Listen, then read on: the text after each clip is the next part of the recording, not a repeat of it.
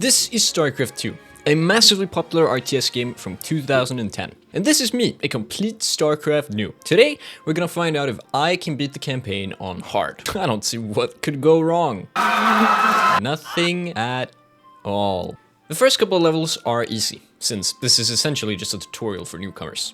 I get to learn how you control your character and how the basic gameplay works, but that's about it. Now, being a complete genius, I figured that the best strategy for every level should be roughly the same. That being, spam only the new unit that is given to you for that specific level. Obviously, the levels are designed this way. Now, this genius strategy worked almost flawlessly for about 7 missions. Now, it wasn't until the Welcome to the Jungle mission that I had to completely abandon the mission-specific unit, the Goliath. Turns out, the Goliath is well known for being absolutely dog shit until after you upgrade it. At which point it somehow becomes godlike and the best unit in the campaign. Now, unfortunately for me, I found this out after I was done with the campaign. When my strategy of spamming the same one unit fails, I fall back to the strategy I remember my dad telling me when I was around 7, when the game first came out. Spam Marines. Marines, and then more Marines. And it simply just works. Now, Blizzard, however, knew this strat was broken.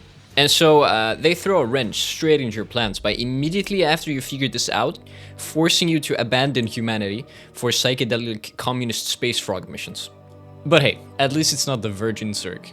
Now, these missions were fairly easy. I had 0 close calls because it's a lesser race, so clearly no issues. And after completing the frog missions, I used these 2 strategies I developed to absolutely demolish mission after mission without any issues. Until Supernova. This mission was a complete horror. During this mission, you're being chased by a giant, slow-moving wall of death. You need to constantly move your base and units forward, fighting straight into fortified proto strongholds, while the wall chases after you, blocking any retreat and putting a time limit on how slowly you can take it. Spamming the banshees, that are the units for the mission, works for a majority of it, but they can only attack ground units. Which means you also need anti-air because the last fortified structure is filled with air units. But you can't simply marine rush either, due to these last fortifications also having Templars that stand far out of reach and just AoE size storm all your marines down. And guess what? They respawn! So even if you trade, you don't have time to kill them before they spawn another one and then AoE you down again. Now, some would call this a skill issue.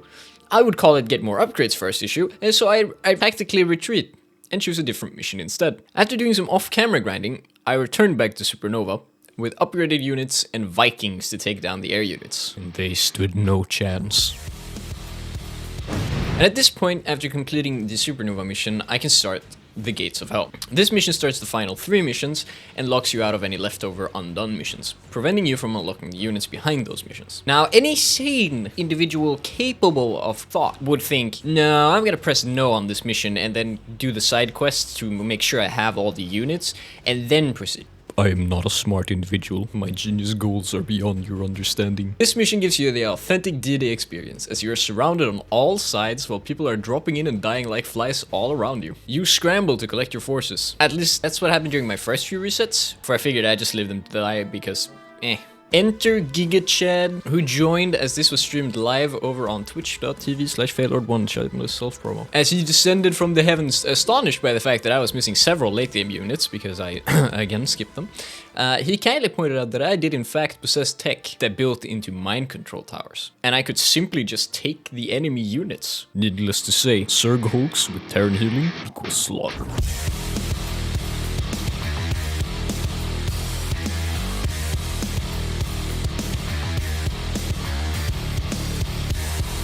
Enter the second last mission. This mission gives you a choice. Soy-pilled or red-pilled? Me not being a beta male, pick removing air units instead of removing the worms that spawn inside of my base, flooding me with troops. Once again, my genius is beyond comprehension. This was probably the worst decision of my life. This level was so easy. All I had to do was build some troops, shoot some nuclear reactors down, blow the platform into smithereens. This Zerg ain't shit. This last level must also be super easy. Bugs. So many bugs. I need to hold my defenses while hordes of Zerg swarm from 4 different locations, as well as Kerrigan, a hero unit, keeps attacking every so often, killing out basically half my defense every time. Plus, the funny worm spawn in the middle of my base, vomiting more bugs inside my base. behind my defenses. Oh, did I mention even more worms spawn outside of the buildings? So I have to walk into enemy territory. Against swarms of Zerg, I tried banshees to kill them with stuff. I tried ghosts to kill them with stuff. I tried to defend my base using siege tanks and bunkers. I failed, I failed, I failed. Now, despite following the brilliant advice of Twitch chat, don't forget to upgrade your units, mind control tech, I kept failing at this mission for hours. Until it dawned on me. It had been there all along. It's so simple. The strategy that never failed. Despite Blizzard's attempt to cloud my judgment with mind control tech and space frog propaganda, I remembered. Marines, baby! More Marines! And so on the first try of simply spamming Marines, and more Marines, I hold the entire 20 minutes with no issues, and I, a complete noob, beat Wings of Liberty on hard.